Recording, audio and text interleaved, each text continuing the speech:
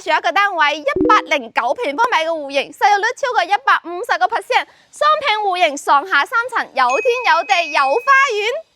入門呢個子母門係我哋交付標準嚟嘅，一樓嘅花園咧接近120個平方，都係溫泉入戶嘅，到時呢度都可以做翻個屏風噶。前邊呢個花園咧同我哋廚房係連通噶，平時戶外就餐或者 barbecue 都非常唔錯噶。唔想自己裝修嘅朋友都可以揀翻我哋精裝修嘅單位，總價180萬，到時連埋呢個溫泉泡池一齊做好噶。冬天可以喺度浸下溫泉，日天啊喺度玩下涼水都唔錯噶。後邊係我哋車庫嘅位置，到時候封起身啊，做翻個密閉空間都相當唔錯噶。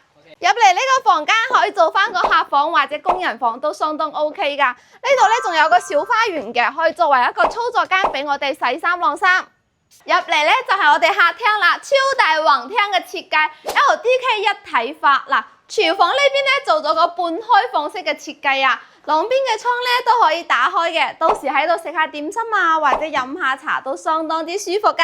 一樓嘅通風同埋採光都相當唔錯噶，隔離就有個大堂門，坐喺客廳呢度咧就可以望翻我哋花園同埋溫泉噶啦。嗱，嚟到呢度係我哋公共衛生間嘅位置，3段式嘅乾濕分離。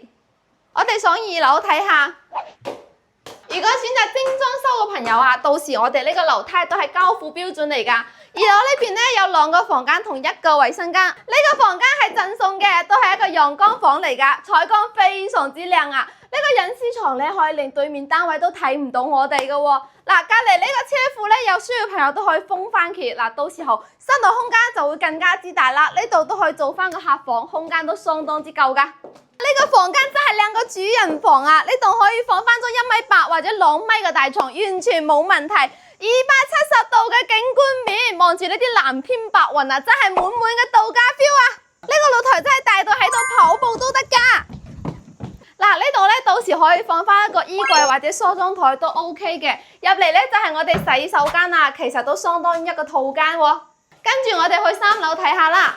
最後咧就係我哋主人房啦，空間相當之闊落。嗱，呢度仲有一個儲物櫃啊，儲存空間都非常之足嘅。嗱，入到嚟咧就係我哋洗手間嘅位置，都做咗乾濕分離噶。哇，我最中意都係呢一個大露台啊！嗱，呢度每戶咧都係溫泉入戶嘅，到時咧喺度整翻個溫泉泡泡池啊，喺度浸下溫泉，睇下風景啊，日子唔知幾咁瀟灑。今日帶大家睇呢一套109戶型嘅別墅單位就睇完啦，唔知道大家中唔中意呢？而家同大家講下價錢啦。嗱，呢一套嘅話咧，如果你揀毛坯單位啊，總價130萬，月供咧就係4600嘅，嗱，首期俾20萬就夠啦。如果你帶有精裝修嘅單位咧，總價180萬，首期咧要俾27萬，月供都係6400咋。呢套別墅嘅性價比真係非常之高噶，有興趣嘅朋友咧可以撥打屏幕上方嘅電話聯繫我哋。我係 Cindy，我哋下期再見啦。